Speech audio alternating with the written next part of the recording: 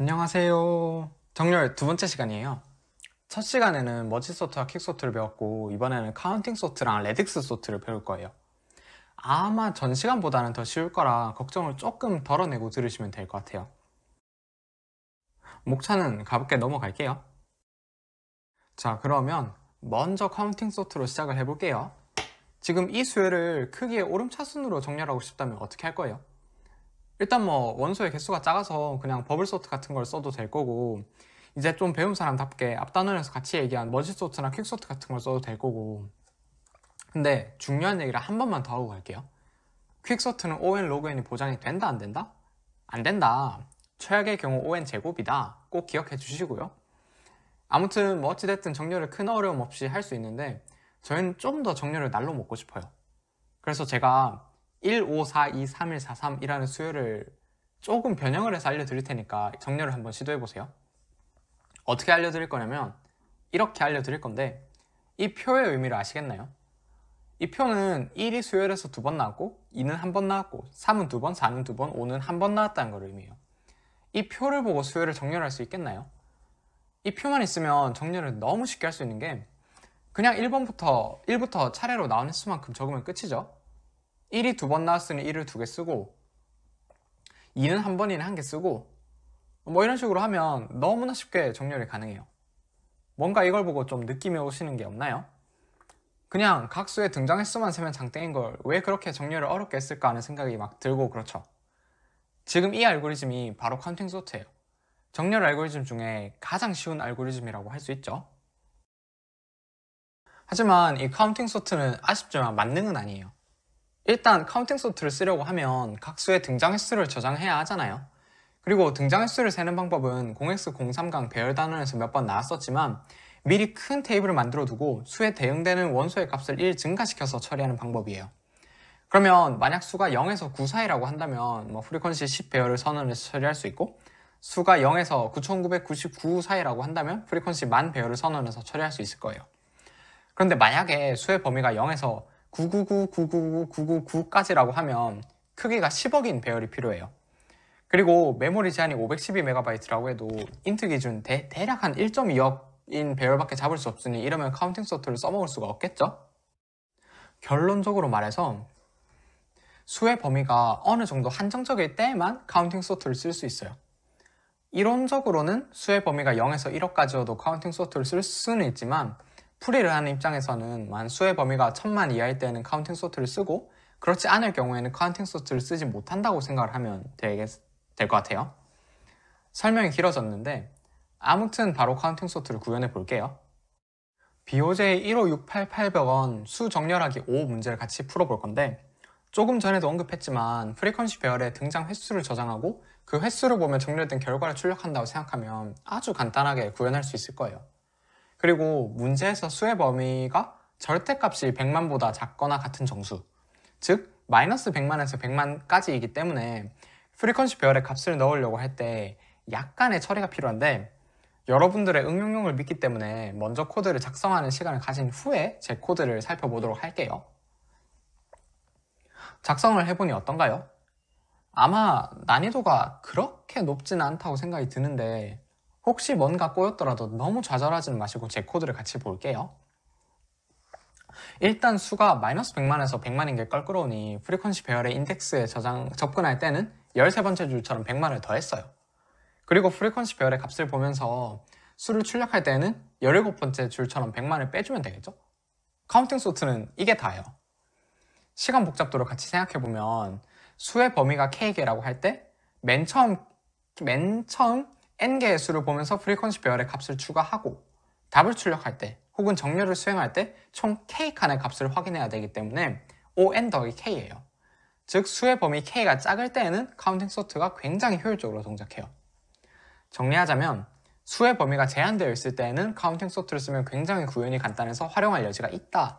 그렇지만 수의 범위가 크면 카운팅 소트를 사용할 수 없다 정도로 이해하고 넘어갈게요.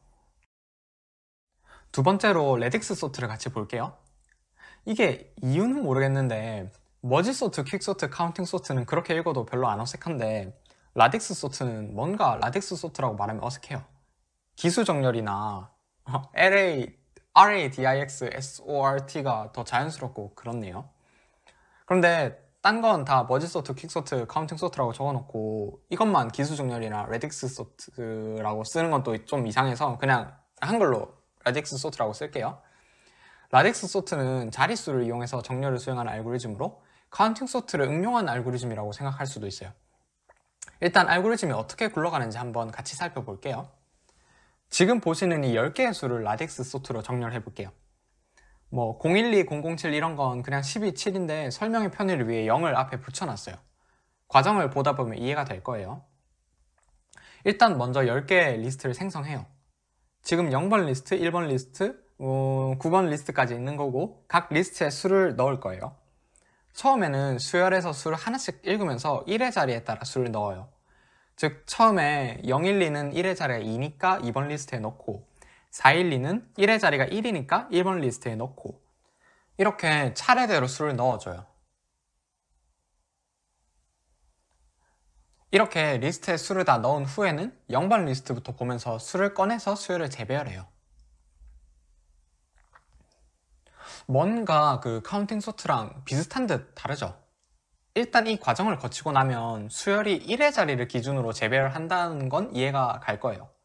예를 들어 100은 1의 자리가 0이니 가장 앞이고 7은 1의 자리가 7이니 가장 뒤이고 421과 21을 보면 둘 다 1의 자리가 1인데 원래 수열에서 421이 21 앞에 있었어서 1번 리스트에 421이 21보다 앞에 오게 되었고 그래서 이 과정을 거치고 나면 421이 21보다 앞에 있게 돼요. 즉, 이 재배열을 통해 1의 자리 순으로 정렬이 완료되었고 1의 자리 값이 같은 수들끼리는 맨 처음의 순서가 그대로 유지돼요. 그 다음으로는 1의 자리를 기준으로 정렬된 리스트를 다시 10의 자리로 정렬할 거예요. 100은 10의 자리가 0이니까 0번 리스트에 넣고 421은 10의 자리가 2니까 2번 리스트에 넣고 이런 식으로 다시 수들을 리스트에 차례로 다 넣어줄게요. 그 다음 1의 자리에서 한 것과 마찬가지로 0번 리스트부터 보면서 수를 꺼내서 수열을 재배열해요. 이렇게 10의 자리까지 처리를 끝냈어요. 1의 자리에 대해서도 했고 10의 자리에 대해서도 했으니 마지막은 100의 자리예요. 리스트를 채우고 재배열하는 과정은 설명 없이 바로 보여드릴게요.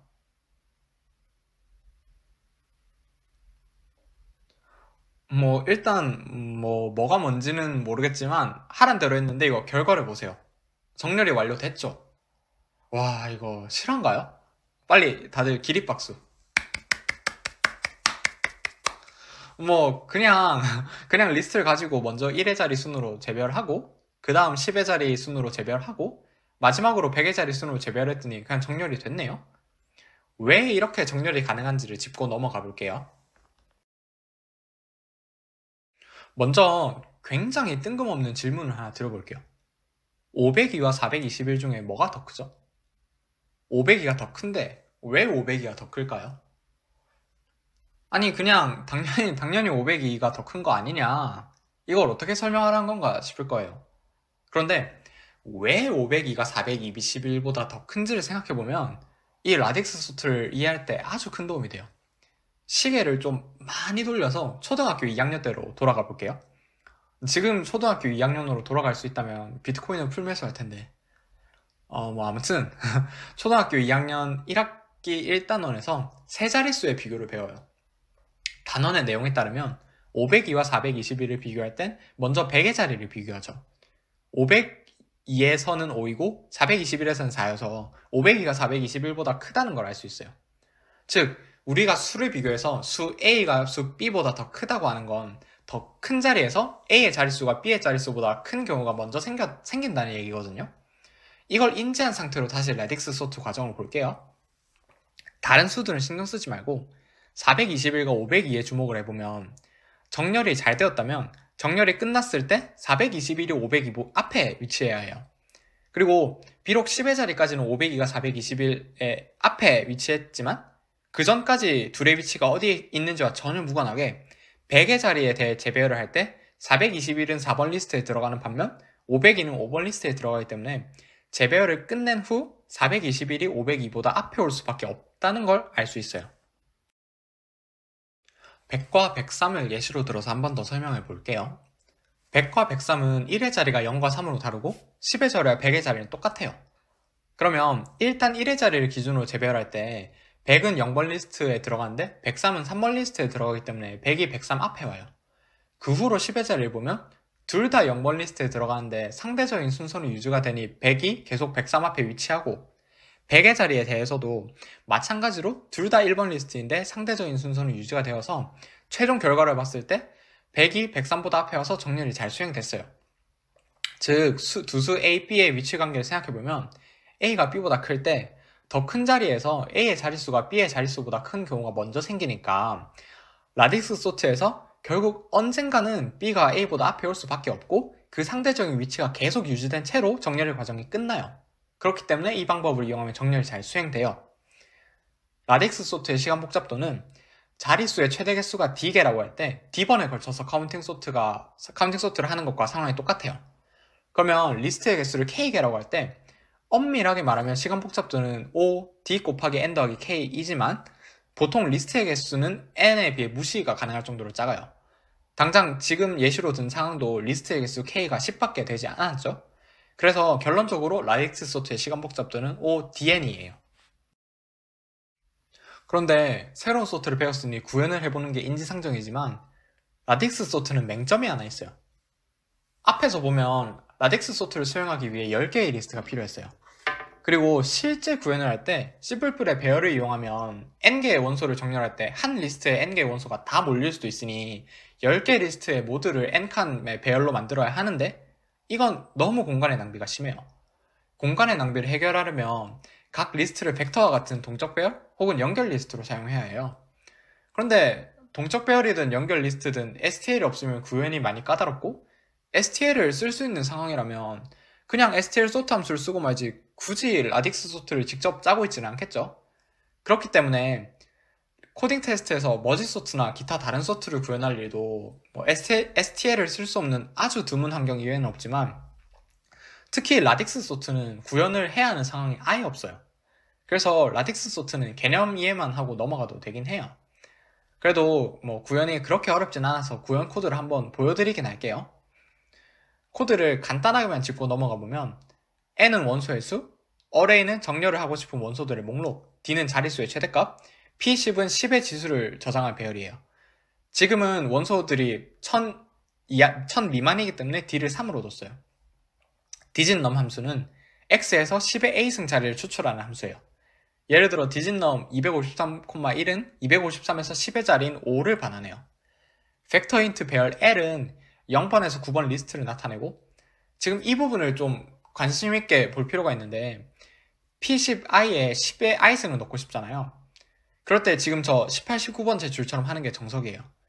무심코 포우 함수를 써가지고 P의 10i는 포우 10,i와 같은 방식으로 하면 포우가 실수형을 반환한 함수이기 때문에 실수 오차로 인해 꼬여버릴 수 있다는 점 꼭 인지하시고 혹시 다음에라도 정수의 거듭 제곱을 계산할 땐 포우 함수 대신 지금 이 코드와 같은 방식으로 작성해야 돼요. 그 후로는 22, 23번째 줄처럼 자릿수를 가지고 리스트에 값을 넣고 24, 25, 26, 27번째 줄처럼 그 결과를 다시 어레이에 넣는 걸 D번에 걸쳐서 반복하면 구현이 끝나요. 이제 마지막 얘기 하나만 딱 하고 라딕스 소트를 끝낼 건데 혹시 저번 시간에 배운 버블 머지 퀵 소트와 이번 시간에 배운 카운팅 라딕스 소트의 차이를 알겠나요? 네, 모르겠죠? 그럼 지금 슬라이드에 적혀있는 저걸 볼까요? 저건 comparison sort라고 써져 있잖아요. comparison, 비교하다 말 그대로인데 저번 단원에서 다룬 머지 퀵 버블 소트는 원소들끼리 크기를 비교하는 과정이 있었는데 카운팅 라딕스 소트는 원소들 간의 크기를 비교하지 않고 정렬을 수행해요. 그래서 버블 머지 퀵 소트는 comparison sort인 반면 카운팅 라딕스 소트는 non-comparison sort예요. 코딩 테스트를 칠 때 필요한 개념은 아니지만 알아두면 좋을 것 같아서 소개를 해드렸어요. 이렇게 두 단원에 걸쳐서 머지 소트, 퀵 소트, 카운팅 소트, 라딕스 소트 이 4개를 배웠는데 그럼 이제 진짜 코딩 테스트에서 정렬을 해야 할 때 이 넷 중에서 뭘 쓰면 될까요? 정답은 바로 코딩 테스트에서 직접 정렬을 짜고 있으면 흑우다 이 말이에요. 코딩 테스트에서는 STL에 있는 sort 함수를 써서 정렬을 딱 한 줄의 코드로 수행할 수 있어요. 코드를 한번 보고 갈게요. 이렇게 허무할 정도로 간단하게 정렬이 가능해요. 배열의 경우에는 인자로 포인트 2개를 넘겨주는 건데 지금처럼 원소가 5개일 때 두 번째 인자로 7을 가리키는 a 더하기 4가 아닌 a 더하기 5를 넘겨줘야 돼요. next 언더바 퍼뮤테이션 함수에서도 비슷한 상황이었으니 헷갈리지 말아주세요.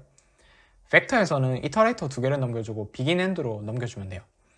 b의 길이가 5일 때 b.end는 b.begin 더하기 5니 두 번째 인자를 b.begin 더하기 5로 줘도 괜찮아요. 참고로 stl sort는 quicksort를 기반으로 하지만 리스트가 불균등하게 쪼개지는 상황이 계속 반복되어서 제귀의 깊이가 너무 깊어지면 on log n이 보장되는 정렬 알고리즘으로 나머지를 처리해버려요. 그래서 stl sort는 최악의 경우에도 on log n이 보장되기 때문에 마음 편하게 쓰면 돼요. 더 찾아보고 싶으신 분은 introspective sort를 검색해보시면 좋을 것 같아요. 다만 sort 함수는 stable sort가 아니에요. 그래서 동일한 우선순위를 가진 원소들 사이에 상대적인 순서가 보존되지 않을 수 있어요. 꼭 스테이블 sort가 필요하다면 stable underbar sort 함수를 사용하면 돼요. stable underbar sort 또한 사용법이 똑같아서 자세한 설명을 생략할게요. 또한 페어 튜플에는 이미 대소관계가 우리에게 익숙한 대로 먼저 제일 앞에 원소의 대소를 비교하고 값이 같으면 그 다음 원소의 대소를 비교하는 방식으로 정해져 있어요. 예를 들어 페어에서 2,5는 3,-2보다 작고 튜플에서 2,1,0은 2,-2,6보다 커요. 그래서 좌표를 정렬하거나 기타 여러 속성이 있는 원소를 정렬할 때 별도로 구조체를 둘 필요가 없고 페어나 튜플 등을 이용하면 돼요. stl sort에는 아주 강력한 기능이 하나 더 있는데 비교함수를 내가 정해서 넘겨줄 수 있어요. 예를 들어 int형을 크기 순으로 정렬하고 싶다고 하면 지금처럼 하면 되는데 int형을 5로 나눈 나머지 순으로 5로 나눈 나머지가 같다면 크기 순으로 정렬하고 싶다고 해볼게요. 그럴 땐 이렇게 비교함수를 만들어서 인자를 주면 돼요. 이렇게 하면 배열 A가 5, 1, 6, 2, 7, 3, 4로 정렬돼요. 이처럼 비교함수 compare int A, int B는 A가 B의 앞에 와야 할 때 true를, 그렇지 않을 때는 false를 반환해야 해요. 비교함수에서 가장 실수하기 좋은 게 있는데 A가 B의 앞에 와야 할 때만 true를 반환해야 하니 두 값이 같을 때 혹은 우선순위가 같을 때는 반드시 false를 반환해야 해요. 예를 들어 수열을 크게 내림차순으로 정렬하고 싶을 때 이렇게 비교함수를 작성하면 얼핏 봤을 땐 문제가 없어 보이지만 A와 B가 같을 경우 true를 반환하기 때문에 오류가 발생할 수 있어요. 오류란 게 정확히 어떤 거냐면 sort 함수가 도는 과정에서 런타임 에러가 발생할 수 있어요. 이게 참 웃긴 게 비교함수가 올바르지 않다고 해도 100% 런타임 에러가 발생하는 건 아니어서 두 값이 같을 때 true를 반환하는 코드를 제출해도 운이 좋으면 통과될 수 있긴 해요. 그래도 구글에 stl sort 런타임 에러라고 검색해보면 열의 9은 이 문제여서 꼭 두 값이 같을 때 false를 반환해야 한다는 점을 기억해주세요. 지금 이 코드는 이렇게 바꾸는 게 나아 보여요. 주의사항 두 번째는 reference에 관한 건데요. 문자열을 받아서 끝자리에 알파벳 순으로 정렬하고 싶다고 하면 비교함수를 이렇게 작성하면 결과가 정상적으로 나와요. 그런데 이렇게 작성하면 별로 바람직하지가 않아요. 0x02 강에서도 잠깐 언급했지만 함수의 인자로 STL이나 구조체 객체를 실어서 보내면 값의 복사가 일어나는데 지금 이 비교함수를 생각해보면 굳이 복사라는 불필요한 연산을 추가로 하면서 시간을 잡아먹을 필요가 없겠죠? 그래서 복사를 하는 대신 레퍼런스를 보내는 게 더 바람직해요. const string and A, const string and B라고 쓰면 이 compare 함수에서 A와 B의 값은 변하지 않는다는 걸 명시적으로 나타내주기 때문에 제대로 된 코딩을 할 때는 const란 걸 달아주는 게 좋은데 사실 코딩 테스트에서는 그냥 const를 쓰지 않아도 크게 상관없어요. 다만 주의사항 1번과는 다르게 지금 지적한 이 문제로 수행 시간에서 약간의 차이가 있을 수는 있긴 하지만 원래 맞을 코드가 시간 초과가 나거나 시간 초과가 나야 할 코드가 통과되거나 할 정도의 큰 차이는 아니긴 해요. 그래서 특히 두 값이 같을 때 false를 반환해야 한다는 점을 꼭 기억해 주세요. 비교함수를 연습해보기 위해 stl sort를 가지고 1431번 시리얼 번호 문제를 한번 풀어보시면 좋은 연습이 될 거예요. 문제는 그룹 내 문제집에서 확인할 수 있어요.